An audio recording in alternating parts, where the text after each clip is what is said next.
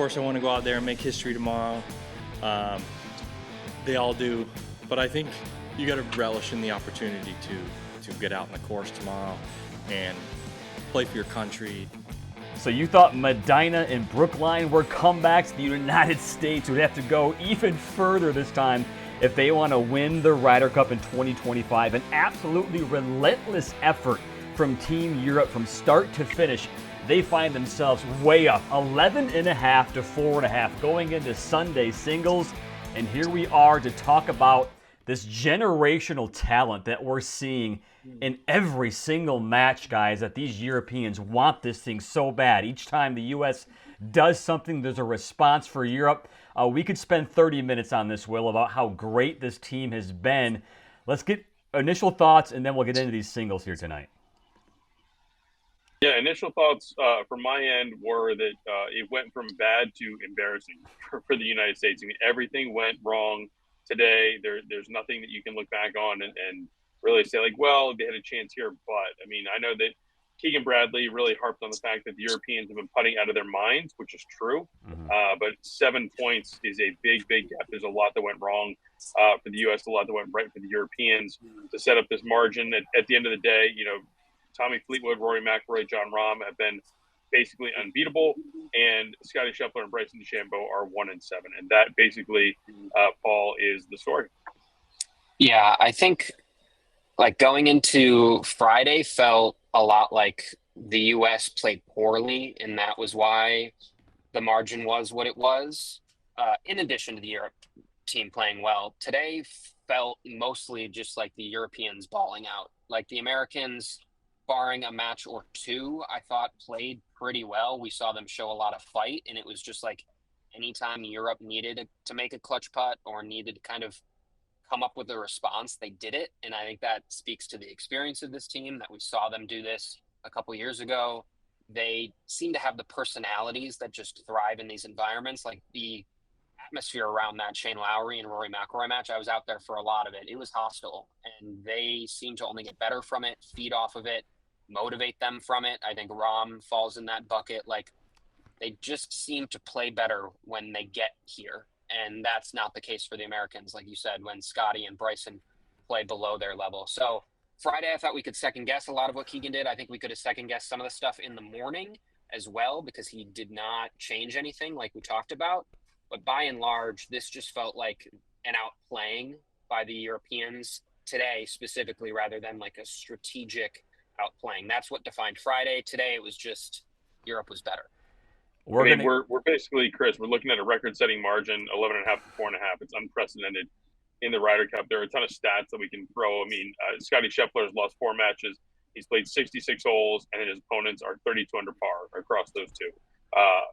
4 matches. You know, Fleetwood and Rose, I think, have made 20 birdies out of 33 or 31, 4-ball holes. So you're right. The Europeans are playing well, but I will say an ROI opportunity does exist. FanDuel, they are now minus 20,000 to win the Ryder Cup. So if you put $200 down right now on Europe to win the Ryder Cup, you can make $1 tomorrow, and that is how money becomes money.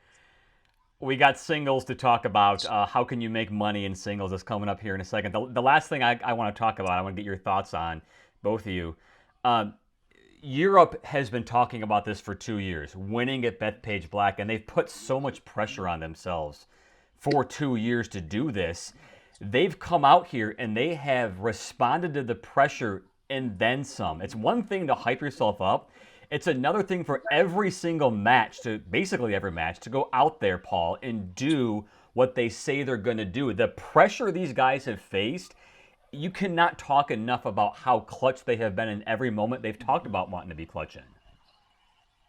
Yeah, I think, and that's particularly just impactful when you get off to the start that you get off to, because then I think the pressure flips. And suddenly it's on the U.S. trying to avoid being the first team to lose on home soil since Medina. And so I think that work was really done early yesterday from Europe, getting off to a hot start, all their superstars playing like superstars, and in turn, U.S.'s superstars not playing like superstars. And that flips it to where you do feel like they can play free today. Like, part of it's 4-ball in the afternoon, but it just felt like Europe was attacking every single pin, every single time. You saw that with the way Justin Rose played. You saw that with the way Rory and Shane played down the stretch. Yeah, there's a lot of pressure. Rory called it, one of the most difficult things to do in all of sports.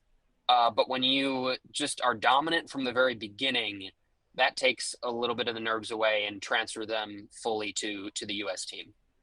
And Paul, we were both out there, especially for that Rory Shane match, and you wrote about it at PGAtour.com about how the crowds were definitely borderline today, especially in the afternoon. But they were just dying to have something positive to latch onto. And there were so many instances where you have 20 minutes, 30 minutes, 45 minutes of multiple matches starting to bleed into red, starting to turn the tide. JJ Spawn makes a putt, and then Sam Burns makes a putt, and things like that. And every single time the Europeans snuffed it out, and it was John Rahm or Sepp Straka or Fleetwood and Rose, what have you, they always stepped up to the plate, and you never had this sustained belief of, man, this is really going to happen. The tide is really going to shift. And that, I think, is a big reason why they were able to have so much success in the unprecedented win of all 4 match sessions on foreign soil. And Chris, before you jump in, like being on site, there's these massive scoreboards everywhere, and there's not a lot of golf on the course. So most people, most of the time, are watching these scoreboards that have the television on it, but it also just has the scores. And there was really never red up there. And when there were little bits of red, or you'd see blue turn to gray, you could feel the crowd get more into it because they said, oh, okay, like we got to cheer because this thing actually might be possible. But those moments were just so few and far between. A match would maybe go to the gray, but then a different match that was in the gray goes to the blue. And if there was red, it got erased very quickly. So it was just so hard for the crowd to instill any momentum in those players. They were trying to pull it out of them. I think they did in spurts, but there was never that sustained wave. Europe just always seemed to have an answer. What was it in the afternoon? Was it 4 hours and 20 minutes before the United States actually had something red on the board in the afternoon? What was it? Seems like it. That's what it felt like out there for sure. I mean, you're looking at all these boards and there's just no red to be seen, and it's such a contrast because everything, as far as the eye can see, is all red bunting. Every structure, every corporate hospitality tent, every TV tower, it's red, red, red, except for the one place that mattered, which is on the scoreboard. We can see the scoreboard in the media center right now. It looks like in the total 4 matches, the U.S. was up for a total of 3 holes all day across the matches. Like there were only 3 holes in which there was red on the board. Like that just kind of explains to you how dominant Europe was in this session and how quickly they snuffed out any sort of U.S. comeback. So if you're not in the business of putting down $200 to win $1, let's go through this list of 12. Call it 11 because Harris English with Victor Hovland's injury, we're unsure on that, so we don't have any markets or any lines out there for the last match of the day. It's probably why Victor's last because he's unknown. If you go by the books, Will, there's only 3 favorites for Europe here, which is funny the way golf works. They're not looking at it from an aspect of this week. They're looking at it long term, the way they've seen these golfers play in tournaments on the PGA Tour and elsewhere. Let's start with this. Is there an American side you like here? A couple Americans you like here? You want to find a couple of, listen, Chris, they've had 4.5 points all week. You want to find multiple Americans here to back? You don't like Cameron Young? I mean, if Justin Rose is going to shoot 62. I really like Justin Rose. If my top 2 bets on this slate, first of all, would be Rory as an underdog against Scotty. I do not understand that line. Yeah. I think it should be flipped. Scotty Scheffler is seeing ghosts out there. He's in his head. He is just not in a good place. And Rory McIlroy will be strutting and leaning into these crowds, and he will take on all comers now, knowing that the job is basically done. And I think Rory will love the thought that he might score the clinching point, which when he plays early is really not usually in the cards. So, yeah, I love Rory at plus 110. And the next one will be Rose at plus 105. He's had a great week, winning both 4-ball matches with Tommy Fleetwood. Time is undefeated. Justin Rose is 45 years old. There's definitely a chance that this is his final Ryder Cup match of what would be a decorated career. I think he's in line to be a future captain, maybe at Adair Manor in 27, if not after that. So for all that being said, I think that Justin Rose is going to come out and really play a good match.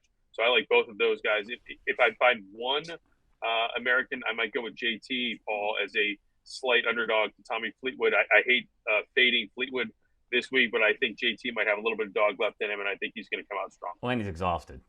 Yeah, I think you can bake in some of those. I mean, you guys are more the betting experts than me, but I would imagine those last 6 matches, I know we don't have the Harris line, so the last 5 matches all favored.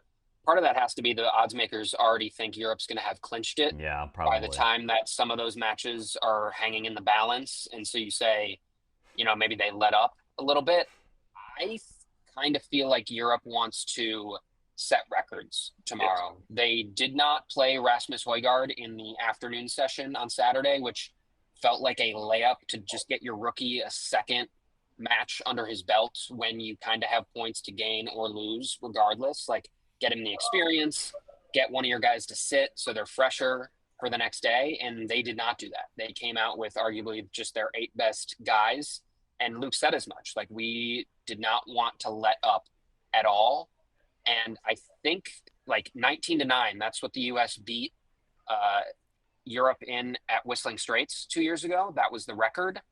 I think they want to set the record here. So I expect a lot of those players on the European side to continue to play hard. So I, right off the bat, like Shane Lowry against Russell Henley, who has not played well this week, and Tyrrell Hatton. I know he's he's favored in that one, but I would double down on Tyrrell on that one as well. So those would be 2 that I would go to on the European side, where maybe the line is favoring the Americans. But if I'm going to pick an American, I think I like Patrick Cantlay at -130. I know he's the favorite in that match, but Ludwig did not play particularly well this morning or yesterday afternoon. I think Friday morning's doing a lot of heavy lifting in that match he had with Matt Fitzpatrick. So Cantlay's been one of the lone bright spots. I know he's the favorite there, but I feel the best about Cantlay.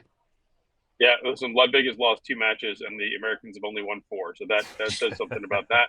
I totally agree with what Paul is saying. I think that, listen, Luke Donald has not let us into the European team room as of yet. It's probably the invitation is getting lost in the mail for tonight, but I think it's a 2-pronged approach. He's going to go out there and say, we need to get the cup. We need to get to 14.5. I don't see, even in a worst-case scenario, I don't see 14.5 going beyond the Rahm Schauffele match. Mm-hmm. I think that worst case, you're going to get those, 2.5 out of those first 6. And at that point, it's game on to get to 19.5. There are, I believe, 8 out of these 12 guys were on that team at Whistling Straits that lost 19-9. It was record-setting. The Americans made a huge deal about getting to 19 after the Europeans had won twice by 18.5 to 9.5 margins. So I'm sure of it that it is a big deal for them to get to 19.5, which would require winning 8 out of these 12, which, given how everything's gone this week, Chris, doesn't seem that far out of bounds. You talk about getting to 14.5 with Jon Rahm. I think they win 5 of those first 6. I was going to say through the Schauffele Rahm match, if they win 5 of those first 6, it's going to be over 19. I mean, the bottom half of that's going to be rough. Look at that U.S. team that we haven't seen play in 2 days for that reason.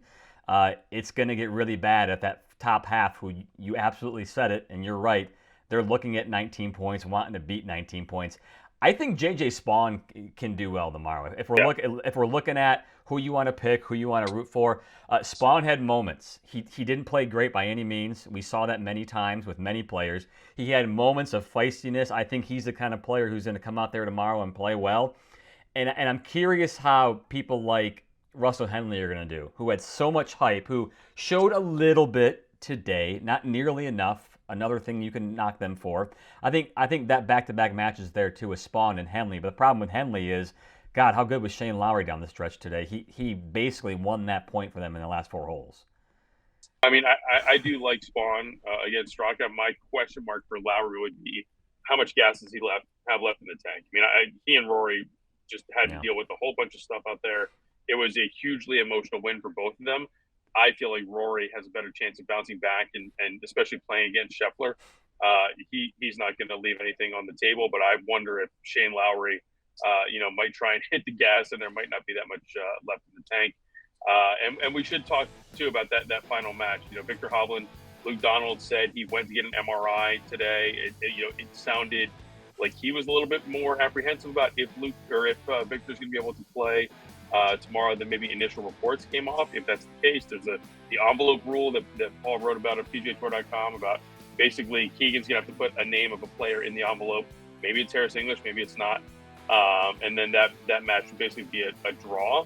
Keegan was adamant at the end of his presser that he does not want to go down that road. I mean, I think that part of it is because he doesn't have a half point to give, knowing that they only need 2.5 to get the job done. But he said it should be played how we designed it to be played. He wants to play 12 singles matches. So we'll see how that plays out and if we ever get a betting line in that last match. And I will say, I actually kind of like Matt Fitzpatrick plus 125. Bryson's the biggest favorite on this board, but if you want to talk about just kind of someone that's run out of gas, Bryson has been kind of the emotional engine all sessions. Like, he's been getting hyped. He's been in pretty much close matches the whole time. He's was relied upon heavily for a couple of those matches when he was kind of carrying along his opponent. I think he's one that could just, especially with how deflating this 7-point deficit is, like, it's hard to get up for that. And Matt Fitzpatrick seems like a guy that would take great pride and joy in beating Bryson. I don't think it's safe to say that they have differing personalities.